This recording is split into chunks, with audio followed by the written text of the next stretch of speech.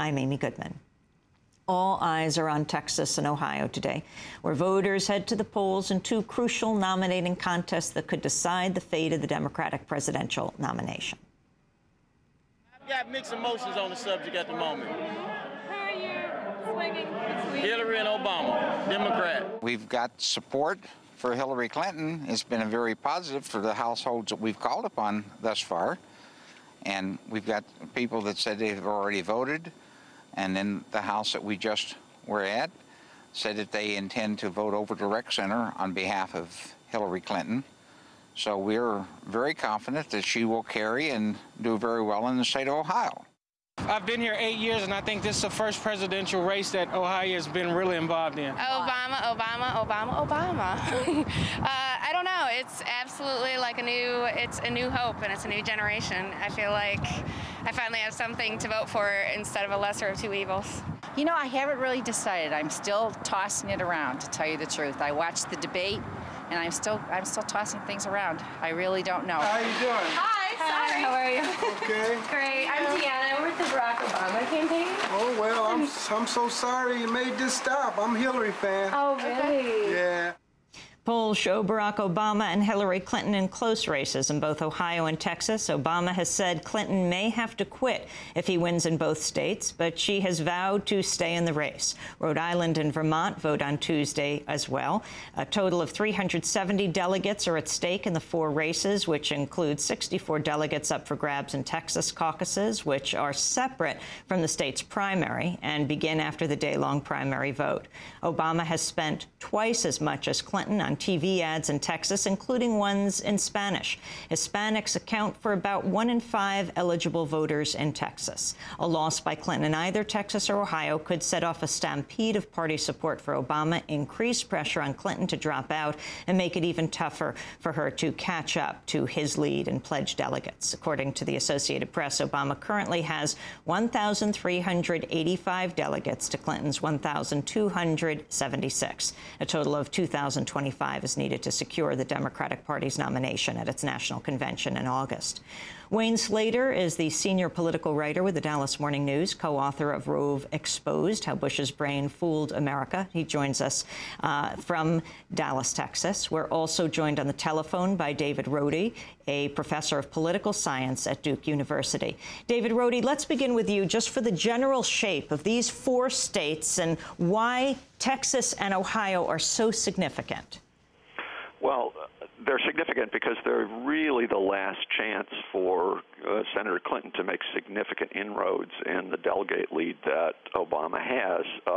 Because the Democrats award their delegates by proportional representation, to make any significant gains in delegates, she has to win by a substantial margin, and that's the real challenge for her.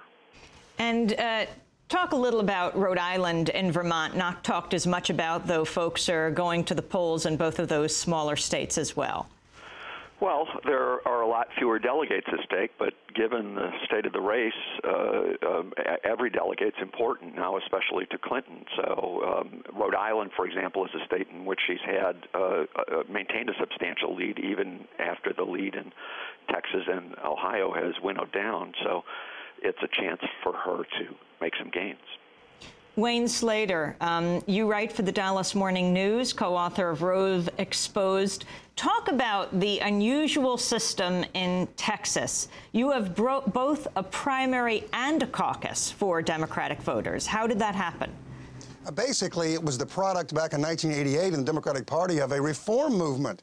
The idea was that the party officials wanted to get Democrats more actively involved in the affairs of the party. So they thought if we hold a caucus on the evening of an election, a primary election, we could have real people show up, get involved in party affairs. But what's happened is that this primary process has become very complicated, very contentious. And so what you have, or about a third of the delegates tonight, are going to be decided by the popular vote across the state. And then people who have voted at one point, either early or today, go to their caucus tonight, maybe at a school or a firehouse or somewhere else, where they'll vote again and distribute another 1/3 of Texas delegates. We may not know how that full distribution goes for a day or two. But explain how that whole system took place. I mean, it's one of the only places in the country. It's not for the Republicans, is that right? A caucus and a primary, only for the Democrats. That's right. Again, it was a product of people wanting to bring Democrats into the party in an active involvement. So they said, we'll have these precinct conventions at night.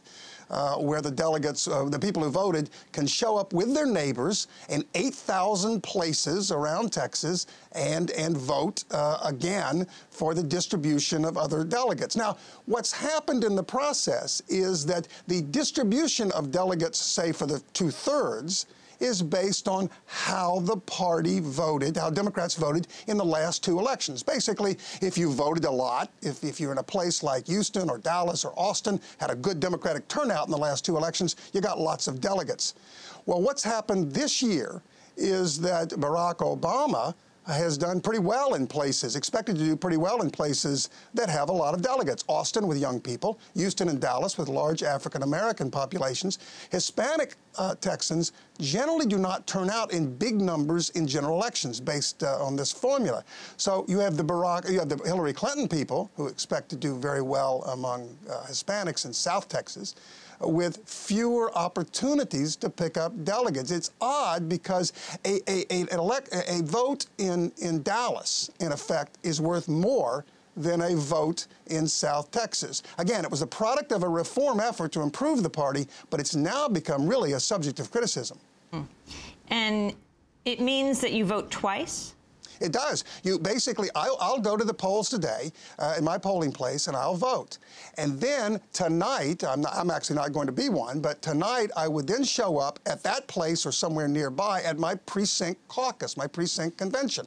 I'll gather into a room and there'll be, the whole goal is, and obviously the Clinton and Obama people are both trying to get people not only out to vote today, but get people into those rooms tonight. It'll kind of be a mini Iowa where you'll sign in and you'll say, I'm for Clinton, I'm for Obama. There'll be an effort to encourage people to switch one side or the other. There'll be discussions. They could be lengthy discussions. It could be fairly short. And at the end of the process, at this process, there will be a leader who will say, okay, we voted for Clinton a certain percentage or for Obama. And that information is then forwarded to the state party, who will then use it in its complicated formula to distribute 1/3 of its pledged delegates at stake. It's real complicated, Amy.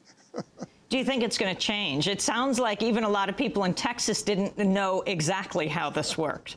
I guarantee you good, solid Democrats didn't know how this was going to work, because until this year, it hasn't mattered. The only people who were showing up for these caucuses were the kind of real activist neighborhood Democrats who would want to go and talk about what resolution they want to be presented to the state convention in the summer and that kind of thing. But this year, because Texas is in play, and remember, this is George Bush's state, and Texas, for the last generation, has really had little say in primary elections in terms of presidential side. Any significance, our election was so late, we were so relatively unimportant. But this year, because of the nature of things, it's extraordinarily close contest where Barack Obama and Hillary Clinton are effectively tied in most polls here in the state.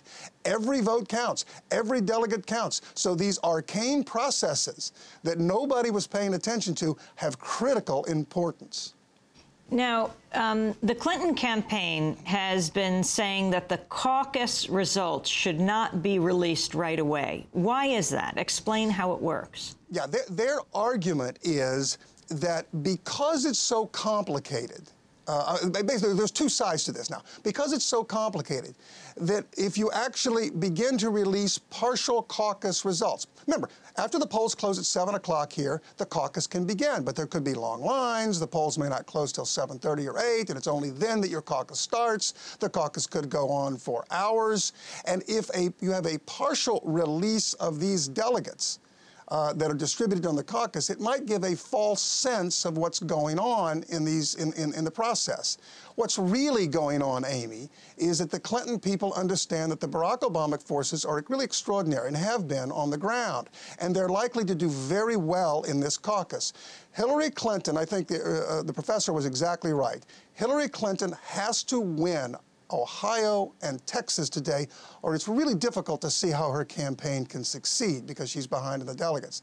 Her goal tonight is to win the popular vote in Texas, if she does, declare victory and say, let's worry about that delegate distribution until later. She doesn't want a release of the caucus delegate distribution, which is likely to favor Obama, to muddy a message in the event that she wins the popular vote. She wants to say, I win, and let's move on. So who determines this? Who's going to decide whether the preliminary caucus results are released immediately or held on to? The Texas Democratic Party. And all signals I'm getting, and I've been on the phone with them every day, all signals I'm getting from the Texas Democratic Party is they're going to release every piece of information that they have as quickly as they get it.